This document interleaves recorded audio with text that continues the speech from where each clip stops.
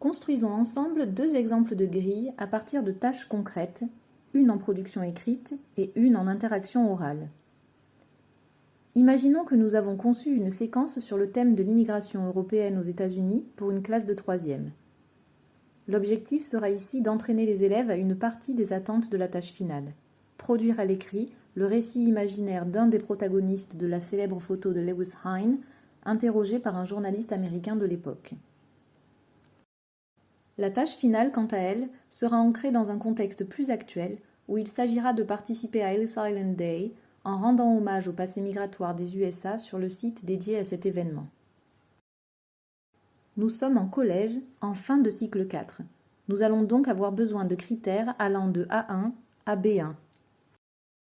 Allons maintenant voir du côté du sommaire du CE-CRL. Nous sommes en production, colonne jaune du sommaire. Je vais sélectionner l'item écriture créative dans la catégorie production écrite.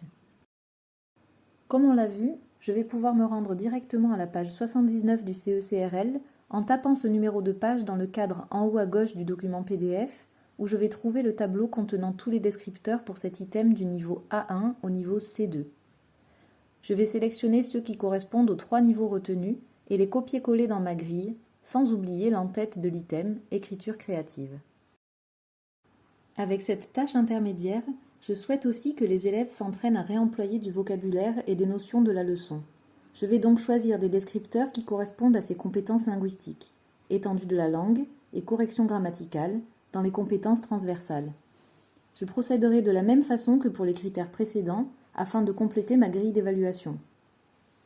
Comme on est en tâche intermédiaire, je vais ajouter des indications plus précises de ce que les élèves doivent mobiliser pour réussir la tâche, comme par exemple dans ce cas, le vocabulaire lié au voyage, les adjectifs de sentiment ou encore le prétérit. Nous allons voir plus rapidement quels critères on pourrait sélectionner pour réaliser une grille dans le cas d'une tâche finale en interaction orale. Ici, à la fin d'un projet pédagogique durant lequel ils ont été entraînés à exprimer leur opinion et à les confronter à celle de leurs camarades, les élèves doivent débattre. Pour réaliser cette grille d'évaluation, on est allé chercher des critères ciblés sur l'argumentation lors d'un débat. C'est le premier item de notre grille intitulé « Monologue suivi, argumenté lors d'un débat ». On a également sélectionné un item sur la capacité à prendre la parole dans une discussion de manière spontanée et efficace. C'est l'item pragmatique, tour de parole, mais aussi des critères linguistiques plus larges concernant l'étendue du vocabulaire et la correction de la langue. On est en tâche finale, et donc dans une évaluation dite sommative, qui doit permettre de se prononcer sur un niveau de compétence pour chaque élève et qui donnera lieu à une note. Pour rester cohérent dans la notation, on veillera à respecter une correspondance entre les compétences et les notes chiffrées en fonction du moment de l'apprentissage. Pour ce faire, et même s'ils n'ont pas de valeur prescriptive mais plutôt indicative, il peut être très utile de se référer aux tableaux créés par nos inspecteurs académiques et pourquoi pas les faire figurer sur la grille d'évaluation comme on l'a fait ici en bas de notre grille. Vous remarquerez qu'on n'a pas attribué de nombre de points à chacun des items.